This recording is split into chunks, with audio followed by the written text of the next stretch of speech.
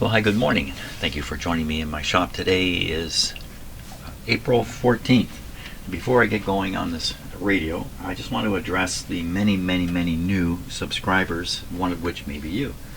And you may have subscribed to my channel because of a particular video I posted in which I was trying to explain to my 15,000 subscribers that I was having some trouble making radio videos because I was so upset about what was happening in the United States with Donald Trump, tariffs in Canada, and all that kind of stuff.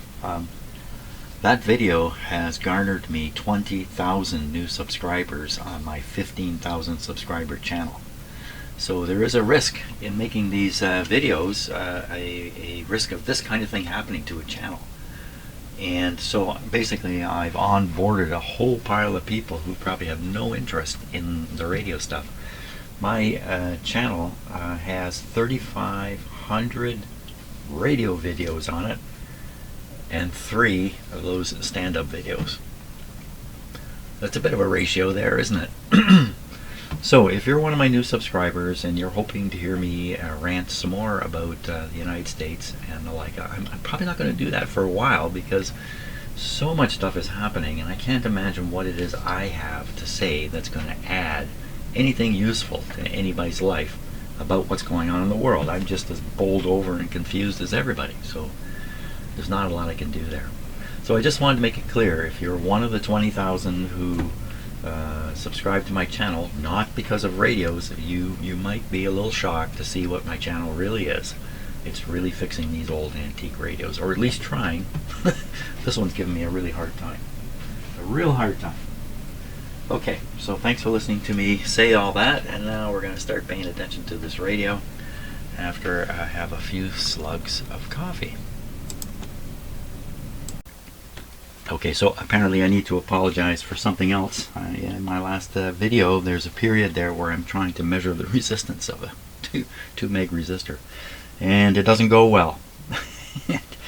You know, and I meant to cut that out of the video because it was so dumb, but you know, I left it in. So yes, I can get pretty stupid at times. Anyway, I won't worry about that. Maybe there's a balance here. You can be really stupid at times. That means you're going to be really smart at other times because it's a balance. Depends where your fulcrum is, I guess. Okay, what to do about this radio? I'm trying my best not to do anything to it because I don't know what to do to it at this point. You know, the issue here could be the tube I have in here is a 201. Let's pull it out and just be sure I'm telling the truth here.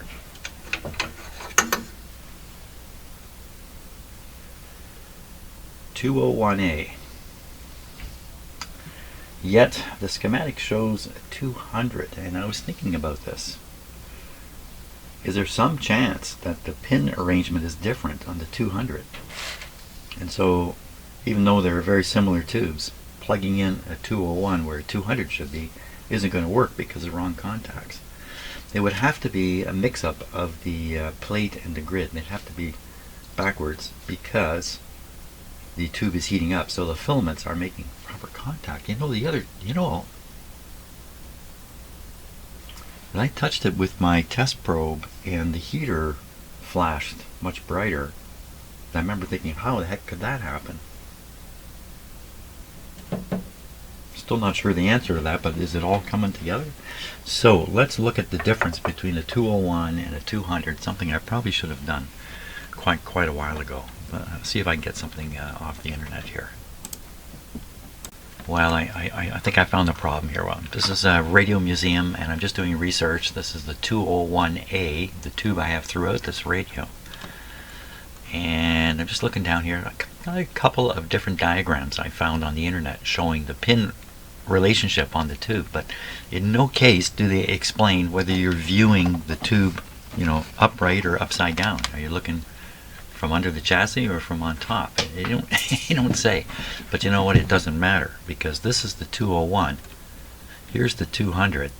Here's what I discovered right away. Gas triode detector. This is a gas tube.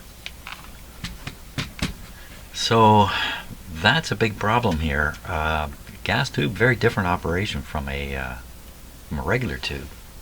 So I don't think there's any way you could just pop a 201A in place of it.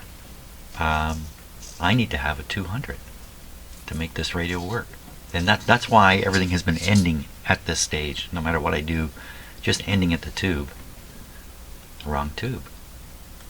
And where did I get you know who it was? You know who it was? It was, wait a minute, it was her. Let's call her up. Hey Jim, how's it going? It's not going too bad. I'm still working on this old radio, and I'm interested in two old vacuum tubes and what the differences are between them. The two tubes are a 201A and a 200A. Can you tell me the difference between those tubes? Absolutely, Jim. The 201A and the 200A are both early vacuum tubes, but they have a few differentiating elements. The 201A, also known as the UX201A, is a directly heated triode designed for amplification and was widely used in early radios. It needs a lower filament current, which made it more desirable for battery-powered radios. The 200A, on the other hand, is a gas-filled detector tube, also used in early radios, specifically for its sensitivity in detecting weak signals. A key difference here is in their functionality. The 201A is more about amplification, while the 200A focuses on detection. Does that help clarify things? Yes, it does. Now, can you... So I have a radio with a 200A detector, but the tube in that socket is a 201. Is there any chance a radio would work like that? It's feasible, but not ideal. The 201A and 200A aren't perfect substitutes. The 200A is a gas-filled tube, while the 201A is vacuum-based, so their characteristics differ. The 201A might work to some extent in a detector circuit, but the performance could be suboptimal. If your radio is built specifically for a 200A, I'd recommend tracking down that particular tube. It might not be plug and play, but it's an interesting challenge. Okay, thanks. See you later. Take care, Jim. So the reason I do these on YouTube here, question the AI system, is I'm trying to show you, and I think it's quite obvious, that there's a huge help coming our way with this kind of thing. Look at what this system was able to tell me about these two tubes versus how long it might take me to discover the same information running around on web pages. And it's just getting better all the time too. So there we go. So that's the problem. The problem is the wrong tube, and early on she told me you should be able to operate it but with lower performance. But now I doubt that very, very much. I gotta see if I have a 200. That's what I have to do. Okay, I just checked my registry for my vacuum tubes. I do not have a 200 registered. I may have one. Not yet in my index, but I don't think that's the case. I think I'm stuck. I think I'm just beating my brains out on this radio. It's not going to work without the correct tube in it. So that's unfortunate. Too bad. Boy, I could have discovered that right at the start. When I saw that the tubes weren't matching. I should have looked a little further into it. But I got false information from the woman over here. Or was it a man at that time? Sometimes the voice is a man, sometimes it's a woman. For some reason, a British accent, which I fall for all the time. You have a British accent, I think you're really intelligent, automatically.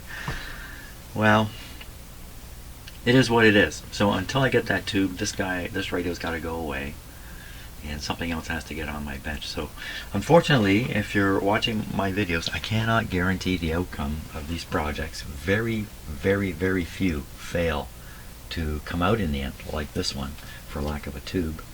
As I have done hundreds of radios, and only a handful have had to be abandoned, if even that many. A handful being 3 or 4. Oh well. Okay, so until I find the tube. So once again, Sorry about that. Sorry about the resistor measurement. Sorry about all this. Sorry. On to another radio now.